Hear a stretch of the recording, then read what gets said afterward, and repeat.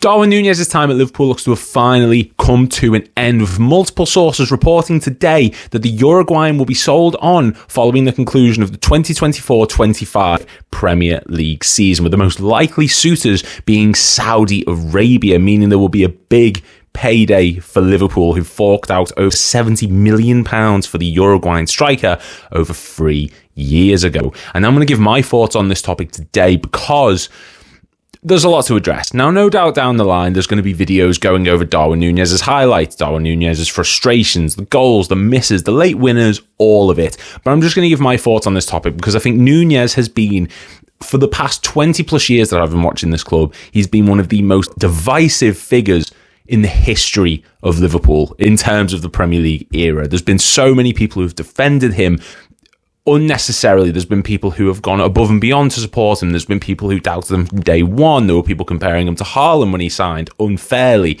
And now we're reaching the climax of the whole situation where he looks to be getting moved on. And there will be compilations of his good moments and his bad moments. But for me, personally, I think this is the right move. Nunez needs to be moved on. And I put it to you guys saying, do you think Nunez will be sold and Jota will stay? Do you think they'll both be sold? Do you think they'll both stay? And the overwhelming majority was either Nunez goes and Jota stays, or they both go. I think there was like 90% plus was either one of those two of the four camps available. And Nunez's time looks to be finished, and rightfully so. I have been a Darwin Nunez supporter for the longest time. I think for the first 2 years of his spell at Liverpool, I was full on the Darwin train. I was defending him. I was willing to accept his misses because of the work rate, because of the tenacity, because of the press that he'd offer up front, because he was a player who came in with all the hype and expectation that an expensive striker does. But no one can dispute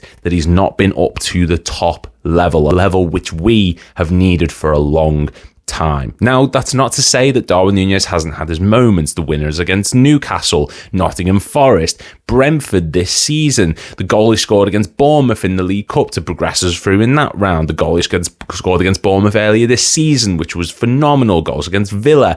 He's had moments. He's had flashes in the pan. And if you go back to his first season, he scored against Arsenal, which was a huge moment. And of course, the Community Shield against Man City. He does have moments, but they're overshadowed by the 5 misses he will have compared to that one moment. And I think you can't be in your third season as our most expensive player, as a striker at Liverpool Football Club, and still have question marks as to whether you are good enough. You're either good enough or you're not. You can't be 3 seasons in and still have people questioning it, being unsure. That's either people are too stubborn to admit that he's crap, or people are just too loyal and don't want to betray him. And I get that. I fall in that camp, and I think you should support someone as long as they're at the club. We saw it for a long time with a multitude of players who were dog shit, who got unloyal, unwavering support because of where they were playing. Nunez now has just got to that point where it becomes sort of,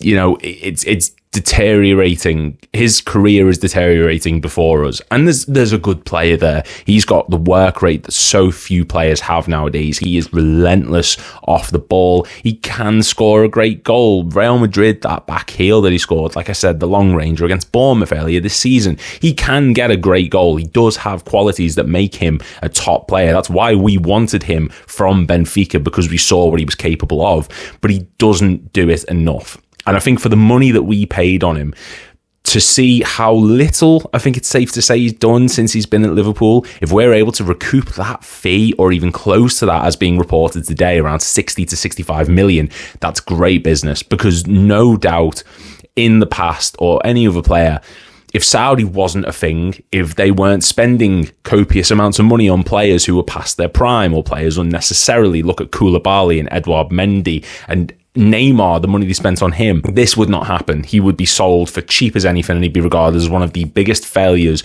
I think, in Liverpool's Premier League history. But if Saudi can make the money to buy him, for us to recoup even 3/4 of what we paid, I think that's good business, because he did give us good moments. He has given us good moments, and he still could contribute for the remainder of the season. He's not playing. He does get minutes, but he's untrustworthy, and I think that's the biggest complaint you can throw at him. The Villa draw earlier this season was a prime example of him not being able to meet the standards that are expected. And I think when you go to the matches, when you go to Anfield, you'll hear the crowd chanting for Nunez over and over again, but it's for things that should not be getting cheered. I think it's safe to say.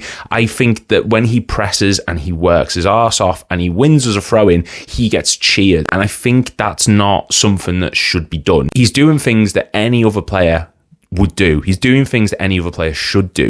But because there's nothing else that he's really contributing that makes us think, that's it, he gets these jeers, and it's sort of like a relief that he's doing something. And I don't know. I don't want this to be bashed Darwin Nunez, because there's been a lot worse attackers in Liverpool's history. 10 are popping into my head at the moment, or at least 10.